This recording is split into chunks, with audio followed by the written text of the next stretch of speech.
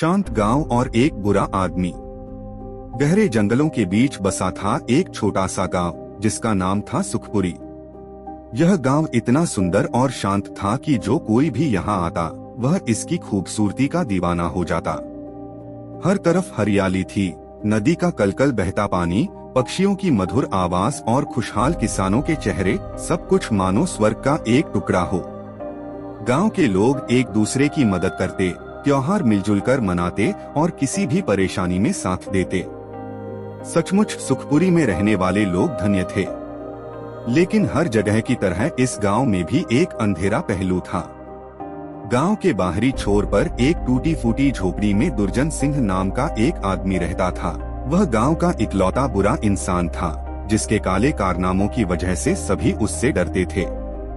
दुर्जन सिंह चोरी, झूठ और धोखाधड़ी में माहिर था। उसकी नजर हमेशा दूसरों की संपत्ति पर लगी रहती थी। गांव वाले उससे दूर ही रहते, लेकिन कभी कभी उसकी शरारतें उनकी शांति भंग कर देती। एक दिन गांव में मेला लगा था। सभी लोग खुशी खुशी मेले में जा रहे थे।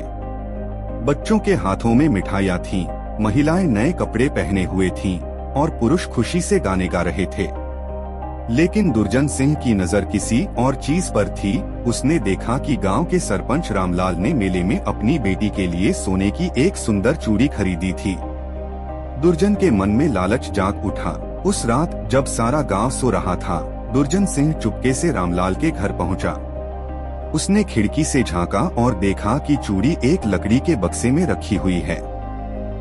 वह धीरे से अंदर घुसा और चूड़ी उठा ली। लेकिन तभी रामलाल की बेटी राधा की नींद खुल गई। उसने चीख मारी, चोर चोर। पूरा गांव जाग गया। लोग टॉर्च और लाठियां लेकर दौड़े। दुर्जन सिंह भागने लगा, लेकिन गांव के नौजवानों ने उसे पकड़ लिया। सुबह होते ही गांव वालों ने पंचायत बुलाई। सभी ने फैसला किया कि दुर्जन सिंह को गांव से निकाल दिया जाए। दुर्जन सिंह ने माफी मांगी, लेकिन किसी ने उसकी एक न सुनी। वह अपनी झोपड़ी से निकाल दिया गया और जंगल की ओर भाग गया। गांव वालों ने सोचा कि अब उनकी शांति वापस आ जाएगी। लेकिन कहानी यहाँ खत्म नहीं होती। कुछ दिनों बाद गांव के पास के जंगल में एक खूंखार शेर ने आतंक मचाना शुरू कर दिया। वह रात में गांव के पास आता और मवेशियों को उठा ले जाता। गांव वाले डर गए। कोई भी रात में बाहर नहीं निकलता था। एक दिन जब शेर ने एक बच्चे पर हमला कर दिया तो गांव वाले बिल्कुल बेबस हो गए। तभी अचानक दुर्जन सिंह वहां आया। उसने एक बड़ी लाठी उठाई और शेर की ओर झपटा। भयंकर लड़ाई के बाद दुर्जन ने शेर को भगा दिया। गांव वाले हैरान रह गए। रामलाल ने दुर्जन से पूछा, तुमने ऐसा क्यों किया? हमने तो तुम्हें गांव से निकाल दिया था। दुर्जन ने सिर झुकाते हुए कहा, मैंने गलती की थी, लेकिन इस गांव ने मुझे पाला है। मैं इसे खतरे में नहीं देख सकता। गांव वालों ने उसकी भावना को समझा और उसे वापस बसने दिया।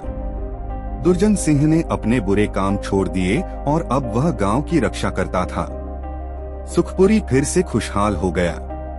कहानी का सार, हर इंसान के अंदर अच्छाई और बुराई दोनों होती हैं। अगर उसे सही मार्गदर्शन मिले तो वह बदल सकता है। आपको यह कहानी कैसी लगी?